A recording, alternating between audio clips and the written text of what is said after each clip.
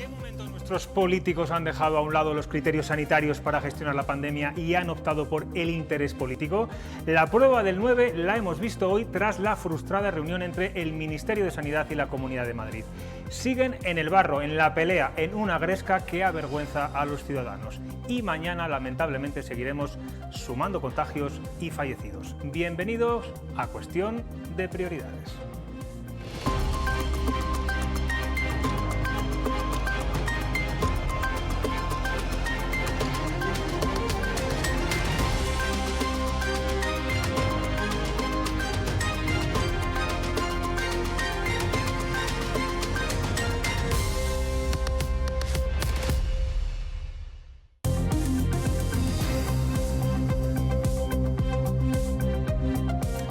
¿Qué tal? Buenas noches. Estamos en directo, como siempre. En unos minutos vamos a entrevistar al vicepresidente y portavoz de la Junta, Francisco Igea, político que nunca pasa desapercibido y que sus declaraciones siempre generan cierta polémica. Le preguntaremos por la situación de Madrid, sobre cómo puede afectar esos criterios comunes que pide la Junta a nuestra comunidad y, cómo no, sobre su partido, una vez que Inés Arrimadas le aparta ya definitivamente de la directiva de Ciudadanos en Castilla y León. Pero ahora vamos a analizar lo que ha ocurrido esta tarde en Madrid, esa comunidad de la que tanto dependemos y con la que tenemos una movilidad constante. Ruth García Ribote, buenas tardes. El Ministerio de Sanidad no se atreve a intervenir, pero sí que lanza un aviso. Sí, José Luis, tras el tira y afloja, de nuevo Salvadorilla ha vuelto a emplazar a Isabel Ayuso para que apliquen las medidas recomendadas por su ministerio de forma inmediata. No ha habido acuerdo tras 2 horas de reunión. A las 4:30 de la tarde comenzaba el encuentro entre el ministro de Sanidad y el consejero del mismo ramo de la Comunidad de Madrid. El objetivo era llegar a un entendimiento tras la crisis que se desató el pasado viernes, cuando ella pidió el cierre de la capital. Tras la reunión fallida, el titular de Sanidad ha declarado que esto no es un juego, que vamos tarde y que la transmisión ya es comunitaria en Madrid. Incremento de casos, incremento de fallecidos y esto nos lleva a actuar con determinación para tomar el control de la pandemia con el objetivo de doblegar la curva. El Ministerio de Sanidad está en ese espacio de cooperación reforzada que acordaron el presidente del Gobierno y el presidente de la Comunidad de Madrid para ayudar, pero pedimos a la presidenta de la Comunidad de Madrid que se deje ayudar. Pues en este enredo de tiras y aflojas entre administraciones queremos ver cuál ha sido la posición de Castilla y León desde el principio de la pandemia. Ruth, cuéntanos otra vez cuáles son los criterios que ha reclamado siempre el Gobierno regional. Vamos a intentar entender cuáles son o han sido los criterios que ha reclamado Castilla y León. Para ello nos tenemos que ir hasta el 4 de mayo, momento en el que empieza la desescalada. Las comunidades autónomas pueden ir superando fases de acuerdo al cumplimiento de una serie de indicadores. Es lo que se llama el Plan para la Transición hacia la Nueva Normalidad, publicado por el Gobierno el 28 de abril. En el documento aparecen una serie de indicadores epidemiológicos, como por ejemplo el número de casos confirmados, la ocupación de las UCIs o también respiradores que hay en reserva. Pero hay más, porque también se tienen en cuenta variables que tienen que ver con la movilidad o con los indicadores económicos sociales, como por ejemplo el número de trabajadores en ERTE, con lo que se entiende que se estudian las particularidades de cada territorio. Además, se da flexibilidad a los gobiernos autonómicos si sus propuestas están justificadas. Parece que Castilla y León en ese momento está conforme y es ahí donde llega nuestro propio modelo de desescalada, que deja de lado las provincias y se divide en 247 áreas de salud. Seguros que todos recordamos este mapa de principios de mayo. La consejera de Sanidad se mostraba satisfecha con el documento inicial, pero pedía que se definieran los máximos y los mínimos para poder ir superando fases, es decir, reclamaba umbrales. Seguimos avanzando. La nueva normalidad llega el 21 de junio. Adiós al estado de alarma. Se acabaron las restricciones de movilidad y también parece que las demandas del Ejecutivo. Cada comunidad sigue en sus propias directrices y en nuestro caso en verano llegan los confinamientos. Aranda de Duero, Sotillo de la Ribera, vemos un montón de pueblos, Carrascal del Río, Pedrajas, Íscar, Pesquera de Duero. y ahora Miranda de Ebro. ¿Y qué indicadores se tienen en cuenta para confinar estas poblaciones? Pues principalmente el riesgo de transmisión comunitaria. Desde el 21 de junio hasta hoy ha pasado algo más de 3 meses, tiempo en el que Castilla y León en ningún momento había reclamado criterios comunes a seguir en toda España a la hora de imponer medidas restrictivas. Ahora sí, y lo hace tras el choque entre Ayuso y Sánchez. Castilla y León se sube al carro de Madrid y exigen medidas comunes. No es la única comunidad, porque en el mismo barco viajan Madrid, Andalucía y Castilla y León. Son las 3 comunidades que de momento lo exigen. Pero quien se ha desmarcado, José Luis, ha sido Castilla-La Mancha, que considera que su densidad de población nada tiene que ver con la de Madrid. Gracias, Ruth. En ese listado que nos enseñaba mi compañera Ruth de pueblos confinados, tenemos que sumar en breve uno más. Acabamos de saber que Medina del Campo, en Valladolid, va a ser la siguiente localidad que se va a confinar y a la que además también va a tener que sufrir ciertas restricciones. Se va a hacer de la noche del martes al miércoles. Es noticia de última hora. Paso ya a presentar a nuestros tertulianos de esta noche. Guillermo Garavito, columnista de ABC. ¿Qué tal? ¿Cómo estás? Buenas noches. Laura Cornejo, jefa de informativos de COPE Castilla y León. Laura Ríos, ¿cómo estás? Muy buenas noches, José Luis, encantada.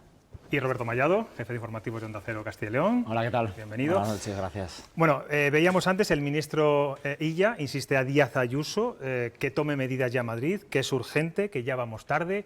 Yo no sé si consideráis que esto es una guerra por una gestión sanitaria de criterios diferentes a la hora de abordar esta pandemia, o es una guerra claramente de interés político. Que vamos tarde, parece que es que nos enteramos ahora mismo. Esto es algo que se lleva hablando desde finales de verano, que los criterios debían de ser claros. Entonces, que el ejemplo para mal que están poniendo ahora todos nuestros políticos sea Madrid, pues sí, parece efectivamente que quieren lapidar a Díaz Ayuso. Que en Madrid las cosas no se están gestionando excesivamente bien, bueno, pues tendrán que decirlo los expertos. El problema es que en este gobierno no hay expertos. Esto es lo de siempre. Está Fernando Simón. ¿Dónde está el comité de expertos famoso? Bueno, quién sabe gestionar una crisis sanitaria de esta envergadura. Lo que sí es cierto es que el Gobierno tiene instrumentos para intervenir la Comunidad Autónoma de Madrid y no lo está haciendo. Desde finales del mes de agosto se sabe que los casos se dispararon, estábamos en una ratio de 1.000 casos por 100.000 habitantes, ahora se ha descendido a 770 y algo casos y no se está actuando. Tenemos el artículo 155, pues usen esa herramienta que ustedes disponen para intervenir en la Comunidad de Madrid. Basta ya de amenazas, basta ya de golpes encima de la mesa cuando en realidad el Gobierno no está tomando medidas. Intervenga la Comunidad de Madrid y miren, intervenga también a la Comunidad de Cataluña. Mira, 2 por el precio de una. Criterios políticos, criterios sanitarios, ¿cuál es realmente la trastienda de lo que está ocurriendo? A ver, yo creo que aquí se mezclan 2 realidades. Una es la sanitaria. En los últimos datos que han dado de contagios, de los 31.000 que ha habido este fin de semana en España, 13.000 en Madrid. Y eso es un dato que nadie puede ocultar y al que hay que tener siempre como referencia. Por lo tanto, el problema sanitario en Madrid existe, es evidente y que hay que tomar medidas, yo creo que sí o sí. Yo creo que los ciudadanos vemos la guerra política, nos disgusta la guerra política porque vemos que no se toman decisiones, a lo mejor cuando hay que tomarlas. Tampoco quiero yo retrotraerme mucho en el tiempo, pero es que esto se está empezando a parecer demasiado a lo que pasó en el mes de marzo. Recordamos que en Madrid, en marzo, se tomó una decisión que fue cerrar los colegios, pero no se confinó a la comunidad, no se cerraron las fronteras, digámoslo así, ¿no? ¿Y eso qué provocó? Que los madrileños salieran a las provincias limítrofes, caso de Segovia, caso de Soria, o caso, bueno, lo conocemos, ¿no?, perfectamente, caso de Ávila, incluso Salamanca, ¿no? Y ahí fue donde más elevado fue el número de contagios. Hay que hacer algo en Madrid. Si lo hace el Gobierno, bien. Si lo hace la Comunidad de Madrid, bien. Pero que se haga ya, porque desde luego, si no, vamos a ir muy tarde. Permitidme que me dé la vuelta, que me voy a acercar a nuestro invitado. Vamos a ver qué opina sobre este caso de Madrid. Francisco Igea, vicepresidente de la Junta, consejero, portavoz del Gobierno regional. ¿Qué tal? Bienvenido a Cuestión de Prioridades. Pues muy bien, un placer estar aquí. Bueno, hablábamos de Madrid. El ministro ya dice que vamos tarde, pero no interviene. ¿Tiene que hacerlo? Con estos datos que ha ofrecido hoy, bastante preocupantes, ¿debería confinarse Madrid? Bueno, vamos tarde y hay que tomar medidas restrictivas. Sí, esto es un hecho, tenemos que tomar medidas restrictivas en Madrid y en todas las comunidades que tienen problemas. Yo he de recordar que durante muchas semanas, Aragón, Rioja, Navarra, ahora mismo, País Vasco, han tenido cifras altas. Nosotros tenemos cifras altas, estamos tomando decisiones. Pero lo que no se puede convertir, y eso es lo que nosotros, yo creo que igual Porque hoy hay quien ha dicho que nos hemos subido al carro de Madrid. Nosotros no hemos subido a ningún carro. Estamos en nuestro mismo carro desde que empezó el asunto. Yo he dicho lo de los criterios comunes una y otra vez. Pero es verdad, señor Igea, pero permíteme que le interrumpa. Ustedes pidieron criterios comunes en la fase de desescalada. Eso fue, creo que la última vez que lo pidió usted fue en mayo. De mayo hasta ahora han pasado 4 meses. Esos criterios comunes no los han pedido. Ustedes han hecho confinamientos concretos en algunas localidades. Sí que da la sensación que parece que han salido al rescate de Díaz Ayuso, un gobierno que también gobierna PP Ciudadanos. No, hemos salido al rescate de nuestro país. Lo que ocurre en Madrid ocurre en mi país. Lo que ocurre en Navarra, en La Rioja, ocurre en mi país. Y yo creo que la gente tiene que entender que durante toda la pandemia la nación ha estado mucho más simbolizada por el interterritorial que por el gobierno. ¿Quién es la nación? Señores que se reúnen de todas las comunidades y deciden, oye, hay que cerrar o hay que abrir los colegios, hay que cerrar a la 1, hay que hacer... Eso se entiende muy bien. Y nosotros lo que no queremos, y no lo quiero en Madrid, pero tampoco lo quiero en La Rioja y tampoco lo quiero en ningún otro sitio que gobierne ningún otro partido, lo que no quiero es que esto se convierta en una bronca política en la que pierden los ciudadanos en un momento en el que la nación está en su momento más peligroso desde 1981. Vivimos una crisis sin precedentes, una crisis sanitaria sin precedentes, una crisis económica sin precedentes, la deslegitimación de la política, la deslegitimación de las instituciones. Vamos a pasar momentos muy malos y si no conseguimos sacar esto de la bronca, poner criterios, poner unidad y convertimos esto en una pelea sin fin, pelee quien pelee, vamos a perder todos. Usted habla o la Junta de Castilla y León pide criterios comunes. El ministro Illa ha aclarado hoy en la rueda de prensa posterior a esa reunión con el Gobierno de Madrid que Madrid es un caso especial por el número de movimientos, por la densidad demográfica, densidad de población. ¿Ustedes están pidiendo que si finalmente el criterio que se marque es el de los 500 por cada 100.000 habitantes, eso se extrapole a toda la comunidad? No estamos pidiendo un único criterio. Es decir, hay varios criterios que tenemos que tener en cuenta. Esto se ha hecho, que tampoco estamos pidiendo la luna, que esto se ha hecho en Francia. O sea, usted va al mapa de Francia, está dividido también en zonas de salud y tienen, estos son los indicadores de ocupación de las UCIs, de incidencia, de transmisión, y con estos indicadores, cuando sumas tanto, te pasa esto. Eso la gente lo entiende y lo asume, y lo asumimos todos. Pero si es que tú aquí tienes la incidencia, pero es que tienes más densidad, si no lo explico, si además no hay una reunión del Consejo, si además los expertos no aparecen, entonces todo parece que se ha convertido en una batalla política. ¿Cuáles son los criterios? La primera persona que critica las decisiones de Madrid es este servidor. He de recordar que un buen día dije que parece mentira que tenga que decir que Torra es más sensato. No puedo contarles las llamadas que recibí ese día, ninguna de ellas fue felicitándolo. Pero lo dije en su momento, es decir, oye, que hay que poner criterios, hay que poner sensatez. Y ahora hay que poner sensatez. Y la sensatez es llamar a la nación. Esto es un problema de todos. ¿Son criterios que se tienen que tener igual en Madrid que en el medio rural? Son criterios que se tienen que tener igual, no, porque nosotros tampoco los tenemos igual. Es decir, tú tienes que tener una zona de salud, un territorio donde marcas, nosotros marcamos las zonas.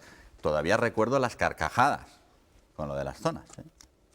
Todavía recuerdo la cantidad de gente que nos decía, esto charlas, ahora todo el mundo lo hace.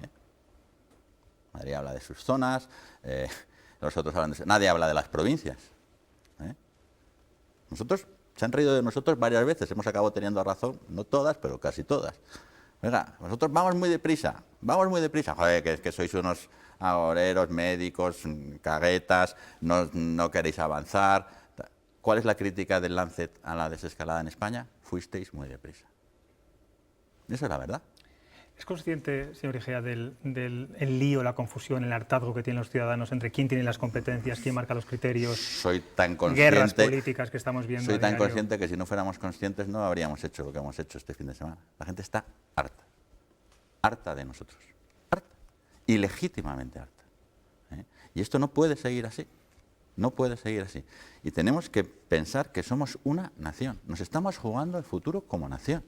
Y hoy es un buen día para recordarlo, porque lo que está en juego no es solo la resolución de la crisis, sino que esto no acabe llevándonos a todos por delante. Cuando les decimos, reúne al interterritorial, que es su competencia, He de decir una cosa, la competencia de la gestión de la pandemia es del Ministerio. No la ha ejercido. Por ley, la Ley de Salud Pública determina que la gestión de las alarmas internacionales corresponde al Ministerio. Y en un buen momento decide retirarse de la película. Cosa que nosotros no compartimos. Pero no hemos hecho bronca de eso. Y dijimos que no íbamos a hacer bronca y no queremos hacer bronca de cada error o cada cosa que haya hecho el gobierno o que haya hecho una comunidad que no sea de nuestro partido. No lo hemos hecho con el gobierno, no lo queremos hacer con Madrid y queremos que la gente entienda que no podemos seguir así, porque lo que está claro es que están hartos con razón. Señor Egea, vamos a cambiar de asunto. Seguramente luego nuestros tertulianos también le pregunten por temas sanitarios, pero hoy hemos conocido la formación del nuevo Comité Autonómico de Ciudadanos en Castilla y León, donde no está usted, donde no están los suyos, nadie del Gobierno regional que represente a Ciudadanos. Bueno, su núcleo duro, vamos a decir. ¿Le están abriendo la puerta de alguna forma para que usted se vaya del partido? No tiene mucho sentido que una persona que tiene un cargo institucional tan importante como usted no esté dentro del partido en Ciudadanos. Yo creo que tiene todo el sentido. Primero, yo no estaba, que de corregir a la presentadora, que es una mala cosa que no se hace nunca. Mi mujer siempre me dice, nunca corrijas a un periodista. Y yo por ayudar a mi compañera, no estaba, pero era un periodo transitorio, no estamos hablando... No estaba, en funciones, vamos a decir. Me he presentado contra una manera de organizar el partido, que es esta. No tendría ningún sentido que una persona que se ha presentado diciendo que esta manera de organizar el partido no le gusta, que es mala para el partido, participe de ella. Eso sería completamente absurdo. A mí me hubiera parecido absurdo. Ni lo he pedido, ni lo he negado. Es decir, que a mí era lo esperable, yo no esperaba otra cosa. Y con respecto a los míos son los 200.000 votantes que nos dieron los procuradores que nos han hecho llegar al gobierno. Esos son los míos, en realidad son los 2.400.000 ciudadanos de esta comunidad para los que gobernamos. Lo que está claro, señor Igea, es que Inés Arrimadas no confía en usted para la organización, al menos interna, del partido. Hace bien. Le está diciendo claramente que usted no va a ser el candidato a las próximas elecciones autonómicas. No, aunque eso no lo dice Inés Arrimadas, eso lo dicen los militantes. En nuestro partido hay primarias, que creo. Sí. Y si hay primarias, eso lo van a decir los militantes. Y nosotros ahora lo que nos toca, vamos, si a un año escaso de gobierno nos ponemos a pensar en las siguientes, estamos perdidos. Ahora tenemos bastante tarea como para ponernos a pensar en cualquier caso, señor Igea, en todos los partidos, Partido Popular, Partido Socialista, los cargos representativos, cargos institucionales, al menos son nombrados de forma, son cargos natos, ¿no? Ya que eso directamente... es lo que yo propuse. Y no lo ha aceptado. Y no gané. Pero eso es lo que yo propuse. ¿Se siente más querido por el Partido Popular que por Ciudadanos? Yo me siento querido por mucha gente, fundamentalmente por mi mujer y mis hijos, que son los que me importan. Querido políticamente, me refería.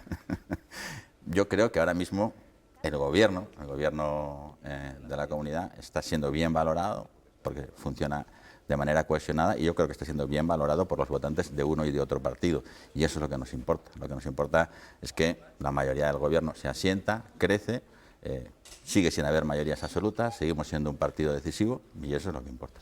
Bueno, vamos a abrir una ronda de preguntas con nuestros tertulianos. Yo no sé quién quiere levantar la mano. Bueno, a mí me gustaría, volviendo a la cuestión sanitaria, preguntarle al señor Igea. Usted ha apelado en sucesivas ocasiones durante el día a la necesidad de pues llamar a la nación a un acuerdo común, a que el Gobierno convoque ese Consejo Interterritorial. ¿Eso pasaría por la declaración del estado de alarma? Ya no hablo tanto de un confinamiento estricto como el que vivimos en abril, sino un confinamiento más parcial y más ágil que el que se está desarrollando ahora. El estado de alarma te permite tomar decisiones de manera centralizada, ágiles, y determinar los confinamientos de manera más ágil. Nosotros somos el único partido que ha votado el estado de alarma todas las veces, es decir, que yo es que nunca me he mostrado en contra del estado de alarma. Hubo un momento que, hombre, cuando no tomábamos decisiones, me parecía un poquito sin sentido tener un estado de alarma para no tomar decisiones. Pero a mí no me preocupa el estado de alarma, que no me inquieta que estemos en estado de alarma. Lo que me inquieta es que tengamos a la población alarmada, que eso sí que existe.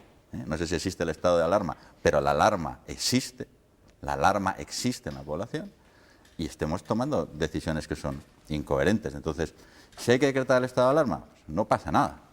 Yo creo que el Consejo, el Interterritorial, también tiene, por ley, la capacidad de tomar acuerdos comunes en salud pública.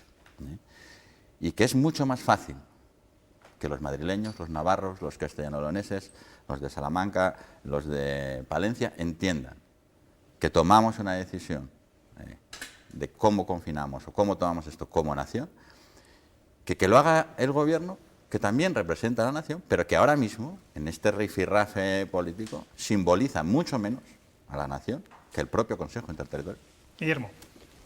Si volvemos a un estado de alarma y eso conlleva confinamiento, ¿no sería un fracaso tanto de la gestión de las comunidades como de la gestión nacional, también de los ciudadanos? Eso no lo niego en ningún momento, pero que la primera vez nos cazara desprevenidos, esto era bastante lógico, pero que nos vuelva a cazar en una segunda oleada, cuando el otro día decía Fernando Simón que tampoco iba a haber muchas complicaciones, la primera vez dijo que no iba a haber más allá de 1 o 2 casos diagnosticados. Entonces, mi pregunta es, ¿dónde queda la responsabilidad de la clase dirigente, tanto de las administraciones regionales como del gobierno central, más allá de quién sean las competencias? ¿Que hemos fracasado? Sí, clarísimamente. Quiero decir, es que a mí los políticos que discuten los hechos me ponen muy nervioso. Mire, teníamos una cosa, yo esto lo dije hace 2 meses o 3, si nos vuelve a pasar esto será un fracaso, y en esas estamos. ¿Cómo vamos a asumir nuestras responsabilidades? Bueno, en primer lugar, intentando disminuir todo lo posible el daño y controlar la situación y no generar una sensación de caos, pánico y decisiones alocadas, intentando seguir el criterio de los científicos. Nosotros hemos pedido a los firmantes de la Carta del Lancet que hagan esa auditoría, que asesoren al gobierno, a nuestro gobierno en la comunidad autónoma, que nos digan en qué nos hemos equivocado. Este país está lleno de políticos que no se equivocan nunca. Y así estamos. Y así estamos. Está lleno de políticos que no se equivocan. ¿Nosotros hemos tomado decisiones equivocadas? Sí. De hecho, hace una semana hemos replanteado gran parte de nuestra estrategia de comunicación, de nuestra estrategia de trato con los alcaldes, de nuestra estrategia. ¿Por qué? Porque estábamos viendo que íbamos mal. Y si estamos yendo mal, pues lo que tienes que hacer es corregir. Eso es lo que esperan los ciudadanos de un gobernante sensato. Analiza qué es lo que te está yendo mal y corrige.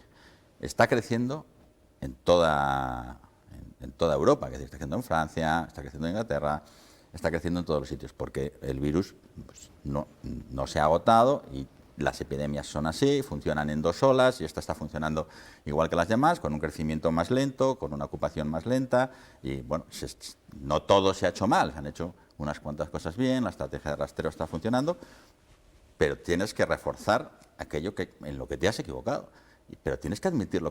Pero lo que no puede ser es una guerra de a ver si a este le va mal para yo ir al rescate con mi caballo blanco. Esto es una estupidez. Pues pero es la sensación que tienen los ciudadanos. Es que esto lo está viendo todo el mundo. Es que además el que hace esto parece que trata a los ciudadanos como si fueran imbéciles. Esto lo está viendo todo el mundo. A ver si vas tú o voy yo. Eso no puede ser. Roberto. Sí, quería preguntarle cómo de cerca ha estado Castilla y León de decretar el estado de alarma y si no se ha hecho, si ha sido porque el Partido Popular, el líder del Partido Popular, prohibió a las comunidades gobernadas por el Partido Popular que apostaran por ese estado de alarma. Y luego preguntarle también qué va a hacer Castilla y León si Madrid no toma una decisión, si el Gobierno no toma una decisión, si seguimos en esta indefinición, ¿qué va a hacer Castilla y León? Porque va a tener que mover ficha si no lo hacen nosotros, porque aquí hay que hacer algo. Bueno, nosotros moveremos ficha. Sobre la primera pregunta, es una pregunta malévola de un periodista malévolo, le voy a decir la verdad y además voy a revelar una exclusiva que espero no me mate el presidente. Nosotros, cuando reunimos a todo el Consejo de Expertos el otro día, con todo el Gobierno, la pregunta era esa. Una de las 4 o 5 preguntas elementales que le hicimos es ¿qué pensáis sobre declarar un estado de alarma o un confinamiento corto en estas circunstancias? Y todos ellos no, menos creo que 2 fueron, dijeron que no. No hemos tomado esa decisión, no porque lo haya dicho ni Pablo Casado, ni Inés Arrimadas, ni Pedro Sánchez. Lo hemos tomado porque los expertos, valorando la situación, nos dijeron esto va a generar más problema, más pánico, no vemos un beneficio claro, la estrategia no está yendo tan mal, nosotros habíamos bajado la incidencia de ser los primeros a ser los octavos, Nosotros he de recordar que salimos de la desescalada con la tasa de seroprevalencia más alta de toda España. Y ahora hemos estado los octavos, los novenos, ahora hemos subido un poco, y a medida que va avanzando lo que ocurre en Madrid, lo normal es que nosotros sigamos subiendo, pero no se ha tomado esa decisión, de la que yo era partidario, porque los expertos dijeron que no, y nosotros, después de analizarlo, verlo y tal, ¿Usted era partidario de que hubiera un estado de alarma en toda Castilla y León? Yo era partidario de valorar la posibilidad de hacer un confinamiento corto e intenso. ¿En toda la comunidad? Sí, porque probablemente conseguiríamos otra cosa, pero mi opinión, yo soy digestólogo, yo no soy experto en salud pública. ¿Y va a ser una pregunta que se traslade a la comisión, al comité de expertos en cada reunión? Esta semana es una pregunta que está encima de la mesa. Ellos saben que nosotros tenemos abiertas todas las posibilidades y nosotros todos los días tomamos decisiones. Y hoy tomamos la decisión pues de confinar Medina o de hacer otra cosa. Nunca nos ha temblado la mano para tomar decisiones. Es decir, que somos una comunidad que se nos puede decir muchas cosas, pero hemos tomado las decisiones cuando creíamos que había que tomarlas. Y las hemos tomado siempre asesorados por los expertos de salud pública, de micro, de intensivos, toda la gente que está en el comité de expertos. Y esa es la estrategia, esa sí que es nuestra estrategia. Nosotros tenemos un comité de expertos, tenemos varios comités, no solamente uno, y ellos nos asesoran. Las decisiones políticas, ¿a quién corresponden? A nosotros. Si nosotros las tomamos o no, es cosa nuestra. El comité de expertos hace la función de asesorarnos, pero la decisión, el error o el acierto es nuestro. Por último, y volviendo a esa parte política, y le pido brevedad, ¿no le han perdonado a usted, Ciudadanos, que se presentara contra Inés Arrimadas, que se presentara contra Silvia Clemente, que destapara el pucherazo? ¿Ha tensionado usted demasiado al partido? Se me lo han perdonado, que sigo aquí. Bueno, pero no está en la directiva de Ciudadanos. Que para mí eso no es un castigo.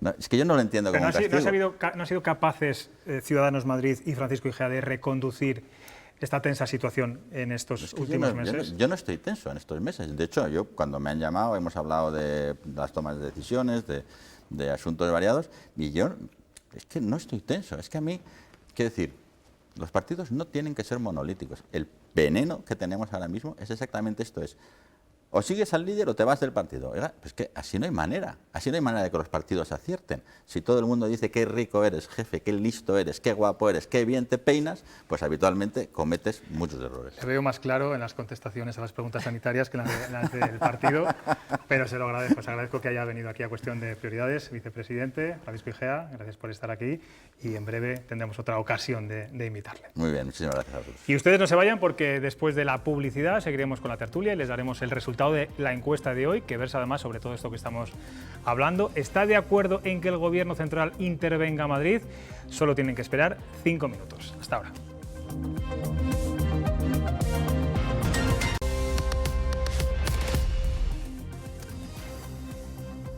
Pues estamos ya de vuelta y como les decía vamos a ver el resultado de la cuestión de hoy. Ruth, cuéntanos. Muy igualadas son las posturas que tienen que ver con la cuestión sanitaria de Madrid, que también, por cierto, preocupa a los castellanos y leoneses. Vemos la pregunta, ¿está de acuerdo en que el Gobierno central intervenga la sanidad de Madrid? Vemos rápidamente el resultado. Un 58% de los votos apoya la intervención, un 42% no. Gracias, Ruth. Y de Madrid a Barcelona. Vamos ya a la noticia política del día y también noticia histórica, porque nunca hasta ahora un tribunal había inhabilitado a un presidente de la Generalitat de Cataluña.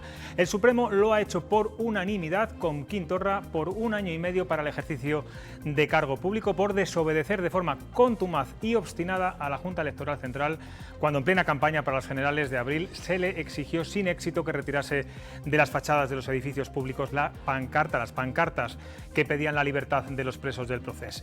De nuevo, un varapalo judicial al independentismo catalán. Los partidos nacionalistas, como era de esperar, pasan a la ofensiva y los constitucionalistas piden que se convoque ya las elecciones. Las que no tienen desperdicio, desde luego, son las declaraciones en inglés y catalán de Torra. Vean. Demando a los partidos, a las entidades y a toda la ciudadanía que recuperemos el espíritu y la convicción que nos ha permitido hacer el 1 de octubre. La decisión que se nos plantea es muy clara. Hay que escoger entre democracia y libertad o represión e imposición. Ni abandono ni me resigno, ni acepto esta sentencia que pretende derrocar al Gobierno de Cataluña. Llevaré la libertad de expresión y nuestra causa de independencia a Europa y ganaremos. Bueno, Torra pide convertir en un plebiscito, para confirmar además el 1 de octubre lo que está ocurriendo y tumbar la monarquía, ha llegado a decir. Toda una declaración de intenciones, desde luego. Bueno, ¿por qué no? Ya de abrir brecha, ¿verdad? Pues ya apuntamos hacia lo más alto, ¿no? Y hacemos aquí como una causa común, una cruzada contra todos los males del independentismo, ¿no? Bueno, yo creo que este hombre está... Ha perdido el rumbo. Yo creo que ha perdido el rumbo. Bueno, no estoy de acuerdo en que pierda el rumbo. Tiene muy claro, yo creo que es un rumbo muy marcado, ¿eh? Sí. Ellos ha escogido el camino fácil para pasar a la historia. Ellos Él se ha empeñado en que le condenaran. Quieren ser los mártires. Y hasta que no lo han condenado, y encima por una condena que tampoco es muy allá, es 1 año y medio de inhabilitación, se ha librado de la cárcel, no tiene que irse al extranjero. Bueno, pero le cuesta al presidente. Para él es lo que una sería ser victoria, presidente. pero si esto era la crónica de una inhabilitación ya anunciada, pero si él lo dijo en su propio juicio, él lo dijo, yo he desobedecido, y además se jacta cuando lo dice. Pero de todos modos, lo que está vendiendo el independentismo ahora es que es por una pancarta, porque eran todos los tuits que iban esta mañana de los principales dirigentes independentistas, etc. Y hay que recordar que no es por una pancarta, sino es por una reiteración, por una desobediencia reiterada a la Junta Electoral. Entonces, creo que es mucho más grave de lo que es, en realidad, de lo que parece y de lo que están dando a entender. Entonces, creo que ha salido por la puerta grande del independentismo. Es el primer presidente inhabilitado. Mira, hasta el Fútbol Club Barcelona le da palmaditas en la espalda. Es verdad que los independentistas están utilizando en estas últimas horas ese argumento, es solamente una pancarta, unos lazos. Es verdad que detrás de todo esto hay un delito de desobediencia grave, lo que le ha llevado a una inhabilitación histórica. No es solamente una pancarta, es que lo hemos visto hoy, es una llamada a la rebeldía de nuevo, otra vez. Claro. Y los independentistas están haciendo lo mismo. A mí lo que me sorprende están ya haciendo una llamada a volver a recuperar lo que vivimos hace un año, que fue, de verdad, o sea, estuvimos al borde de una guerra civil en Cataluña, de verdad. Es que no sé qué palabra ha utilizado, no ha utilizado la de apreteu, yo creo que ha hecho otra versión, pero básicamente ha dicho lo mismo, y le ha dicho a la sociedad catalana que otra vez vuelva. Sí, pero otra vez ustedes, alentando a las masas. pero ustedes se imaginan a los catalanes que están viviendo lo mismo que nosotros, que están en mitad de una pandemia, que de repente aparezca este señor de nuevo, diciendo que apreteu, que vuelvan a las calles y que vuelvan al contexto del 1 de octubre. Por eso yo creo que ha perdido el juicio realmente, pues de verdad, precisamente por eso sentido. sorprende que en Cataluña todavía queden independentistas, y es más, como dicen ellos, que el porcentaje vaya en aumento. Porque está habiendo manifestaciones en estos momentos en Barcelona en contra de esta inhabilitación de su presidente. Claro. Pero eso es precisamente lo que me sorprende a mí, es decir, esto es el anhelo que nunca llega. ¿Cuántas veces les han prometido la República? ¿Cuánto duró aquella famosa República de hace 1 año, 2 años, 3 años? Esto es 3/4 de lo mismo, cuando en España se están muriendo 53.000 personas. Lo único que me preocupa de esas manifestaciones Estamos viendo, por cierto, Roberto, unas imágenes ahora mismo, mucha presencia policial, entendemos que es cerca de la sede de la Generalitat, ahí en Barcelona. Vamos a ver si evoluciona y vamos viendo algún dato más. A mí lo único que me preocupa de esas manifestaciones es que todos lleven mascarilla y que no se junten, que respeten el 1,5 metros de seguridad. El resto, de verdad, estamos ya muy cansados del rollo catalán, estamos muy cansados de que se le dé un altavoz cada vez que pasa algo a los independentistas, estamos en algo mucho más importante, mucho más gordo, hay que gestionar las prioridades y esto ahora mismo creo que no es una prioridad en este país. Cuestión de prioridades. Decía antes Guillermo Garavito que Torra estaba buscando ser inhabilitado. Es verdad que todas las sentencias que ha habido contra los independentistas y contra el proceso al final salen reforzados y así se han visto después en las urnas. ¿Esto le puede venir bien? ¿Puede reforzar aún más ese sentimiento independentista en Cataluña? Salen reforzados los presidentes, pero mira, uno en Waterloo fugado, el otro ahora inhabilitado. Es decir, yo creo que la calidad de los políticos catalanes que han llegado a la presidencia de la Generalitat cada vez es más baja y cada vez hay que buscar un estrambote mayor para conseguir destacar de su antecesor. Entonces, no creo que salga reforzado el independentismo. Venderán el mismo discurso sentimental de siempre, pero yo creo que es que hay cuestiones muchísimo más urgentes y aquí es donde los constitucionalistas catalanes deberían de estar hábiles, sinceramente, para no entrar en este juego. Cataluña está en otra guerra, es que no colapsen sus UCIs, que no haya transmisión comunitaria en Barcelona, etcétera, etcétera. Ya veremos si son capaces de hacerlo y no entrar en la guerra sucia. Laura. Bueno, yo pienso, de verdad, y vuelvo a la tesis de antes, que yo creo que a este hombre se le ha ido totalmente de las manos. Yo quiero puntualizarte alguna cosa. Yo no creo que estemos hablando de un Quim Torra con bajo nivel. O sea, es un señor con unos conocimientos jurídicos importantes. No vamos a despreciarlo. Y este señor ya sabía lo que iba, y este señor lo que ha hecho es ponerse delante de un tribunal y además mofarse. Es un señor que llamó bestias taradas a los españoles. El nivel es bajísimo. Claro, que ya sí. Tendrá conocimientos jurídicos, pero el nivel es terrible. Digo, pero es una herramienta que utiliza el independentismo. Para ganar titulares, me parece. Claro que sí, y para ganar eso en la calle, para conseguir azuzar a las masas y que las masas salgan a la y precisamente para calentar el ambiente. Es lo único en lo que se basa el independentismo y nada más. Puntos 1, 2 y 3. Claro. Así de simple. Sí, es estupendo. Y quemarán contenedores como la última vez, y esto les ha venido muy bien de cara a la diada, al independentismo, me parece estupendo. Pero si de verdad media sociedad catalana o un poco menos del 50% quiere estar en esta guerra, yo lo siento, pero es que no es la nuestra. Son unos ilusos. Ni van a declarar catalana, que no nos engañemos, ese es lo triste. Eso es lo triste, que se ven inmersos en esto. Pero más allá de eso, creo que deberían elevar el nivel del discurso político en Cataluña y en el resto de España. Bueno, seguimos viendo imágenes de los antidisturbios en Barcelona, pero vamos a tener que cambiar de asunto a otra polémica. Lo que sigue coleando es el veto al rey. La semana pasada, en la entrega de despachos de la Escuela Judicial en Barcelona, lejos de amainar el temporal, algunos ministros parece que se sienten cómodos en este tipo de borrascas, con la monarquía siempre como telón de fondo. El titular de Justicia, el que dijo "se han pasado" cuando los jueces gritaron "viva el rey" en ese acto, dice ahora que el veto fue por la cercanía del 1 de octubre y el fallo sobre Torra. El de Universidades, desaparecido durante muchos meses, critica directamente a Felipe VI por llamar a Lesmes para decirle que le hubiera gustado haber asistido y le recomienda no ir por Cataluña por prudencia. La inminencia de la sentencia, la cercanía del 1 de octubre, o sea que hay una serie que no podemos evitarlo. Entonces, creo que el Gobierno tiene una obligación de velar no ya por la seguridad, que por supuesto la tiene, pero sobre todo por la convivencia. Y por tanto, si ese acto se podía hacer unos días después, que no hubiera esta tensión, ¿por qué vamos a generar una tensión? Bueno, el objetivo era velar por la seguridad del monarca o, bueno, pues hacer un guiño a los independentistas en un momento en el que estamos... Me parece de risa, sé que la verdad. pregunta es un poco cándida, pero la tengo que plantear. Es que estamos comparando la situación actual, de verdad, de 2020 con la situación de hace un año, no tiene absolutamente nada que ver. Y luego que estamos asemejando que el rey representa inestabilidad que provoca tensiones, y es todo lo contrario.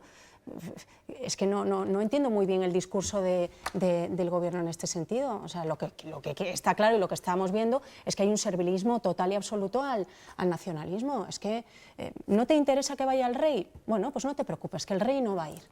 Y así me aseguro que tú me apoyes los presupuestos. Pero bueno, ¿pero qué es esto? Es que pero si es que si el Gobierno solo tuviera un discurso, tampoco habría más problema.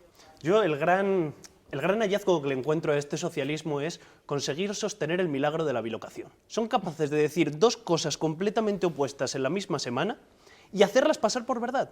El ministro de Justicia, la primera razón que dio fue que Casa Real había dicho que el rey no iba. Y hoy dice abiertamente que no iba el rey por cuestiones de seguridad. Y las dos son válidas. No, señores, ustedes han vetado al rey en Cataluña. Y que el rey no se pueda mover por toda España, a mí me parece muy preocupante. Y que cada vez sean más los miembros del Gobierno que defienden esta tesis, a mí me preocupa. Esto es el principio a intentar tirar abajo una monarquía. Solo que Pedro Sánchez lo que ha hecho es dejar este papel a los ministros de Podemos. Por eso Pablo Iglesias, por eso Alberto Garzón, por eso Manuel Castel, que el otro día llamaba, esta mañana, entrometido al rey en los desayunos de Televisión Española. ¿Pero a quién se le ocurre? Se ha abierto la veda, es decir, si una vez se puede vetar al rey en un acto público, en un acto político, en un acto de la sociedad civil, esto se puede hacer más veces. Bueno, el rey es el jefe del Estado, no nos olvidemos. Y hay que tener un respeto por las instituciones, y en este caso también por la monarquía. Uno es libre de poder elegir la opción que quiera, puede ser republicano sin ningún tipo de problema, pero el respeto tiene que estar ahí, porque si no nos respetamos, esto puede acabar muy pero que muy mal. Por lo tanto, bueno, yo creo que será una cuestión puntual, que efectivamente esto lo que refleja también un poco es la disparidad ideológica de este gobierno, y que luego además se justifican horriblemente mal. Cada vez que hacen algo y tienen que salir dando explicaciones, la comunicación es terrible, pero lo ¿tú hacen crees peor y se enfangan más? ¿Tú crees, Roberto, que es puntual esto que ha ocurrido con el rey? Yo creo que no. Es decir, esta es una tendencia que se lleva viendo en los últimos meses, desde que PSOE y Podemos formó gobierno en España, y no es la primera vez que ocurre. El veto sí, pero los ataques a la Corona yo creo que no. Es decir, creo que la Corona es la única institución que ha sabido estar en su lugar, meridianamente en su lugar. Meridianamente en su lugar. Felipe VI no se ha descolocado en ningún solo segundo en este tiempo que lleva de reinado, a mi entender.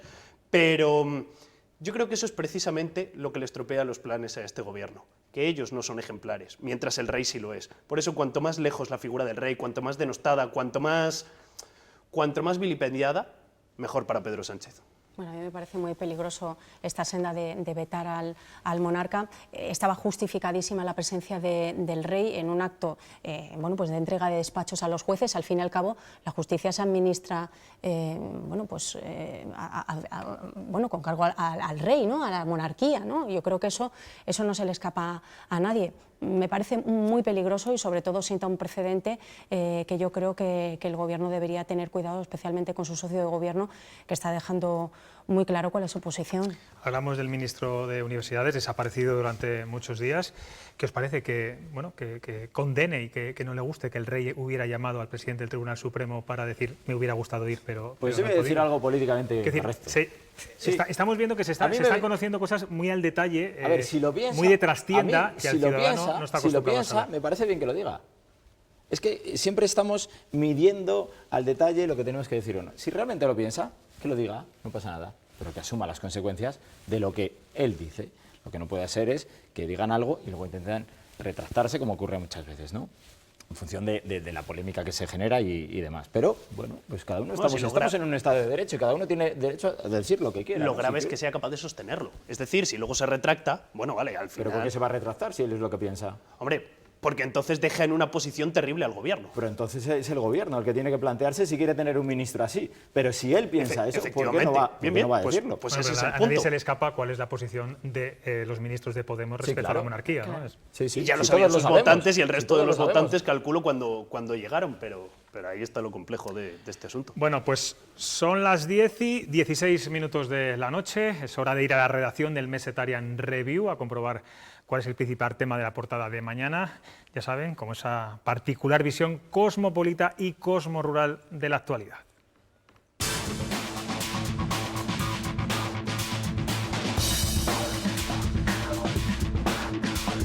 Buenas noches, José Luis, que das color a lo gris. La edición de mañana de Mesetarian Review lleva en su portada el estudio de las aguas fecales de Castilla y León en búsqueda de trazas del COVID-19. Al parecer, 3 de nuestras ciudades, Palencia, Zamora y León, no cuentan con este tipo de estudios. Así que he traído unas muestras de aguas fecales. Vaya, se me ha caído la etiqueta y ya no sé cuál es la de Palencia y cuál es la de Zamora. Esta es la de Palencia. En Mesetarian Review, nuestro horizonte eres tú.